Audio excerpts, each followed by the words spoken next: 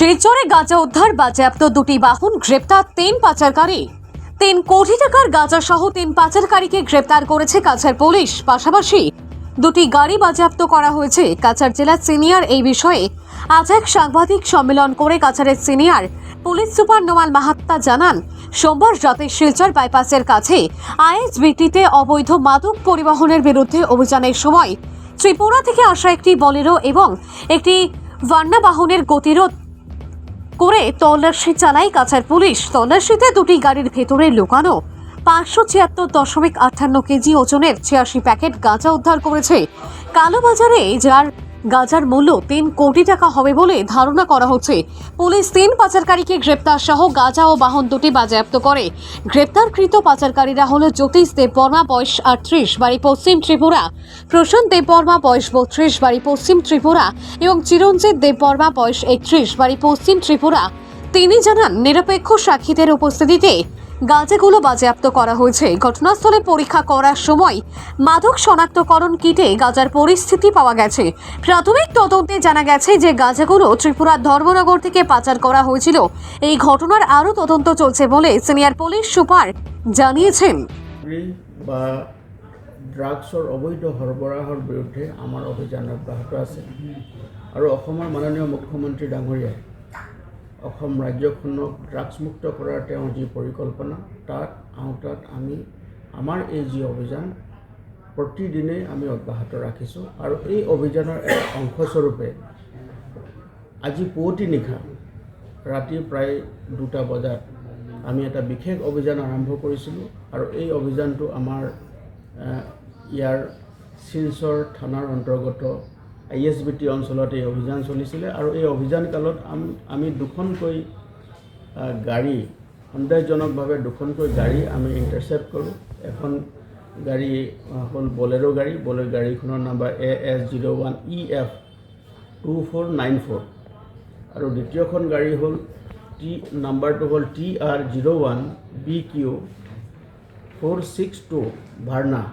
এই দুইখন গাড়ী যেতিয়া আমি সন্দেহজনকভাৱে ঘূৰা ফুৰা কৰি থকাত যেতিয়া গাড়ী দুখন ইণ্টাৰচেপ্ট কৰা যায়, তাৰপাছত আমি গাড়ীখন খানতালাচী চলাওঁ। আৰু খানতালাচী চলোৱাৰ কালত বিশেষভাৱে নিৰ্মিত চেম্বাৰত কোঠাত তেওঁলোকে এই বৃহৎ পৰিমাণৰ নিচাযুক্ত সামগ্ৰী গাঞ্জা তেওঁলোকে লুকুৱাই ৰাখিছিল আৰু সেইখিনি আমি লগে লগে জব্দ কৰোঁ। আৰু এই অভিযানটো চলি থাকোঁতে তাত থকা সৰবৰাহকাৰী 3জন ব্যক্তি, প্ৰথম ব্যক্তিজনৰ নাম হ'ল জ্যোতিষ দেৱবৰ্মা। তেওঁৰ ঘৰ হ'ল PS হ'ল চিধাই, মোহনপুৰ, ৱেষ্ট ত্ৰিপুৰা। আৰু দ্বিতীয়জন ব্যক্তি হ'ল প্ৰশান্ত দেৱবৰ্মা। তেওঁ 32 বছৰ বয়স। তেওঁ হ'ল জিৰানিয়া, তেওঁৰ ঘৰ police station Jirania, west Tripura. আৰু তৃতীয়জন ব্যক্তি হ'ল চিৰঞ্জিত দেৱবৰ্মা। তেওঁৰ ঘৰ হ'ল চিঠাই, মোহনপুৰ ডিষ্ট্ৰিক্ট, ৱেষ্ট ত্ৰিপুৰা। এই 3জন ব্যক্তিক আমি সোধপোছ কৰোঁ আৰু সোধপোছ কালত সেই তেওঁলোকে কঢ়িয়াই অনা লৈ অহা গাড়ীৰ পৰা আমি বৃহৎ পৰিমাণৰ নিচাযুক্ত সামগ্ৰী গাঞ্জা জব্দ কৰিবলৈ সক্ষম হওঁ। আৰু গাঞ্জাখিনি আছিলে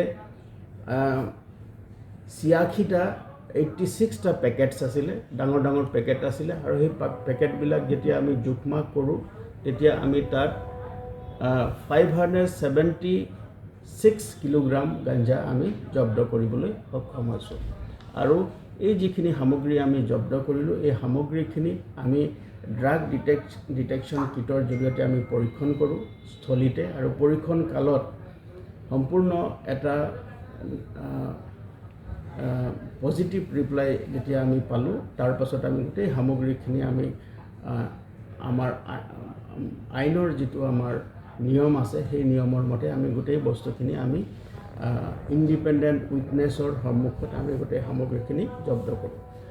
আৰু এই যিখিনি নিচাযুক্ত সামগ্ৰী আমি জব্দ কৰিলোঁ, এই জব্দকৃত সামগ্ৰীখিনি আজিৰ সময়ত চোৰাং বজাৰত ইয়াৰ মূল্য প্ৰায় 3 কোটিৰো অধিক হ'ব।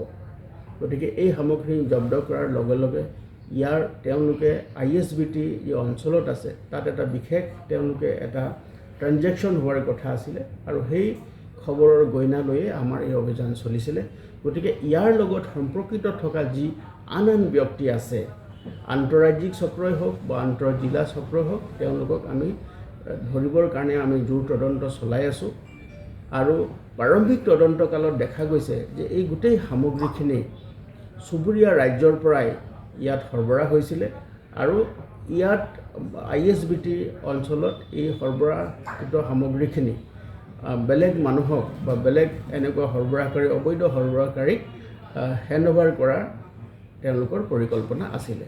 গতিকে আমি গোটেই বিষয়টো এতিয়াও অনুসন্ধান কৰি আছোঁ আৰু ইয়াৰ লগত সম্পৰ্কিত থকা বা আইনৰ আওতাত যিসকল আহিব তেওঁলোকৰ বিৰুদ্ধে কঠোৰতম আইনগত ব্যৱস্থা গ্ৰহণ কৰা হ'ব।